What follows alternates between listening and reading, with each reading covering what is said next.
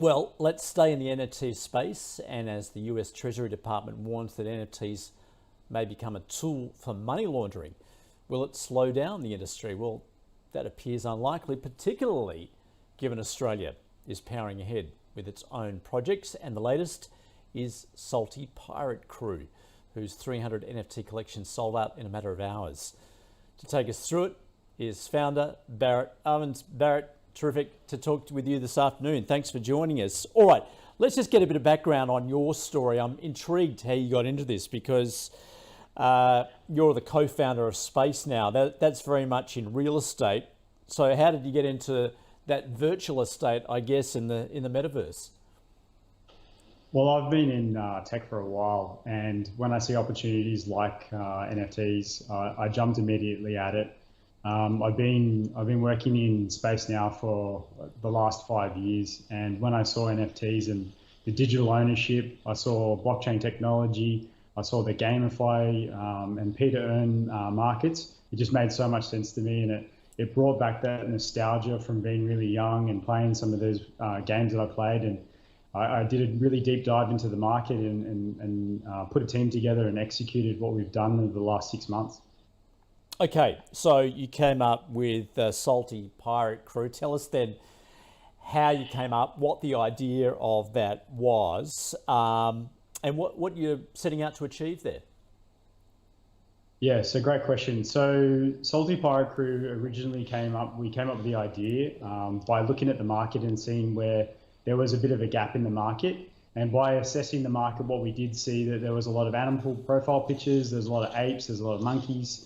So we wanted to do something a little bit different, and it kind of stemmed from a couple of the really big games that were coming out. It stems from our childhood. You know, there's a connection that everybody has to a pirate and the pirate movies, and there wasn't a collection that was done quite that well. So we decided to do that. We've seen a lot of success. We've got some really great members that have joined our space, and we're really grateful for the community that we've built today. Where Salty Pirate Crew is headed, we are trying to do a sort of a bridge between NFTs and the real world. We've already established a connection with a real world product. It's called Hard Fizz, which is a seltzer. It's a drink that you're able to purchase. It's a locally manufactured drink, and they're powering ahead with some really great influencers. It's a fantastic company. And we're looking at doing a collaboration so that we can bring NFTs to the real world by putting them on cans. We're creating our own flavor. We're doing some really interesting stuff there. But also we've created a game, so our users will actually be able to take their characters and start to play a little bit of a game where they're actually able to craft items, increase their crew size by minting more. We're doing female pirates. So we're working on that inclusion because there aren't that many females in the space, and we really do want to encourage that. So that's something that we've heavily focused on in terms of inclusion. And there's a lot that we have on our roadmap in terms of utility, and we have a token for, it's like our native token to be used inside of the game. So there's a lot that we're working on at the moment. Yeah, because this is all based on that support that you get. Just talk us through that. In fact, I think I undersold it in the introduction there. I was saying 300. In fact, you've sold 3,000. That sold out in a matter of hours. But just in terms of how you're actually selling this, what sort of support have you had? Oh, well, that's a great question. We've actually had a lot of local support. So we've seen a number of athletes here in Australia. We've seen some NFL athletes. We've seen some NRL athletes. We've got some real support from the music industry. We've had a number of artists, DJs, producers. More matter of fact, we've had Latrell Mitchell, Cody Walker from the Rabbitohs. We've seen What's So Not. We've seen Lucille Croft, and we've got a number of other influencers in the space that don't want to be named right now, but we will be dropping them as we progress through our roadmap. So how did you, just talk us through how you actually generated that support? Because I mean, this isn't marketing as we know it. How did you actually do that? And obviously part of that is, being a part of it, having that Discord channel. How did you do that? So I teamed up with an agency here in Australia called No Standing, and No Standing's been fantastic. We've been working together for a while now on this project. To tell you the truth, it is very, very hard to build support in this ecosystem. So it's been a lot of hard work, a lot of grinding. We have tried to do that really organically, because in this space there's a lot of shillers, there's a lot of people that are influencers and promote these projects. So it's really hard to cut through the noise. I find that a lot of people in this space are, they're looking for organic type of growth, projects. In saying that, I think it's really important that teams are doxed like we are, because there's not a lot of transparency in the market right now. We have seen a massive surge in NFTs in the last month. So there has been a lot of new people coming into the market. I think OpenSea recorded a record month last month, doing $5 billion in revenue. And the whole market itself for NFTs, it really talks to more people as a whole than, say, DeFi or crypto, because it's more inclusive, and I think the audience is a lot broader. So about attaining those those members, it's really connecting with people that following the project, that love the project, that are supporting the project. We have a lot of people coming into the project that are helping us to build the project. And that's what we built the whole project on, is a DAO, which is a decentralized autonomous organization, which is to give members roles and help them to progress in our business and make changes and submit proposals and vote. So it's a very organic community, and we've been really lucky to find the people that we have.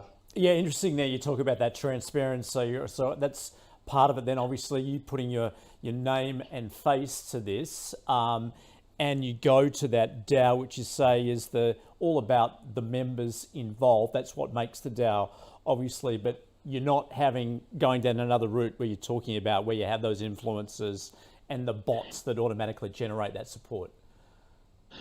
Yeah, we totally avoided that that strategy, because we knew that finding real quality good members was going to be the strongest way for us to build the DAO, because the DAO is only as strong as the members. So it was really important for us to really focus on the quality of members, not the quantity of members. So from day one, we didn't focus on any tools that promoted the number of people in our Discord. We didn't focus on influencers. We focused purely on people that loved the project, and we focused on building our network from there. And for the longest time, we were on 100 people, and it was really hard to go from 100 to 300, and then from 300 to 1,000. But we stayed true to our course, and we wanted to follow what we did. And then overnight, we just saw amazing success. We had some massive projects like Doodles and Neo Tokyo. They just dived into our project like literally 2 days before our mint, and we were really lucky to have that type of support. And I think you get that type of support as a project from really staying true to what we believe in. And I think it's really important, if anybody out there is thinking about developing a project in this space, it's really important to try and avoid those pitfalls and fall in the trap of trying to build fake numbers and fake influencers. It's really about finding a real core community and really working with that community to really build something special. And Barrett, can you talk us through your decision making there, just as far as the platforms that you've used? You're minting this on Ethereum. There are other cheaper alternatives. Tell us why you've done that. And also as far as the metaverse, I guess, once again, you've got those alternatives. You've chosen the sandbox. Why is that? Yeah, it's a really good question. So we chose Ethereum because OpenSea is the major player when it comes to marketplaces. If you want any type of adoption, you're going to have to use the biggest player. So OpenSea is the biggest player. They have mass adoption. It's where 90% of the NFTs are traded. So it was really important for us to use OpenSea. So choosing Ethereum was an easy choice. What we did to counter the fees and the massive transaction costs that we've seen people pay to use Ethereum is we actually spent a lot of time optimizing the contract itself. And when we see a normal mint contract or a contract mint, we typically see people pay anywhere from $100 to $150 for an NFT in gas fees. We were actually able to reduce or optimize the smart contract to reduce the fee to around $7. So we saved, I think we calculated, we saved our community over $250,000 in gas fees by that simple optimization trick that we used. So it's something that a lot of people came to us and they're asking us how we did it, and we're collaborating with others to do the same thing. It's what's important about Web3 is it's open source, so everybody can see our smart contracts, and development can happen a lot faster because we're not siloed in teams like Web2. It's really interesting how how fast this is going to take off, because everybody can see everything that you're doing, which I think is great because that's going to really improve innovation. But we've also looked at, because we have a staking utility that we're about to launch, which will make the game possible. And we all know that running Ethereum to create a game is pretty much pointless because of the amount of money that it will cost. So we've looked at layer 2 applications as ways to minimize those costs, and we've landed on Polygon, which some of you guys might know through the ticker Matic.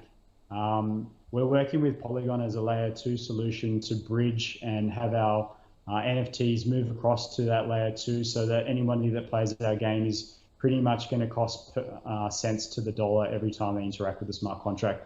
So from inception, we've always focused on how we can minimize expenses, because like you said, Ethereum and the gas prices are insane, and it's really hard to make a good user experience, but also to have people enjoy the process by paying these high fees. Well, it's fascinating what you've spoken about there, Barrett. We wish you luck with it. We'll endeavour to try and check in with you again sometime soon to see how it is all developing. Thanks so much for joining us, the back of there, and the creator of Salty Pirate Crew. Thank you, Andrew. Appreciate it.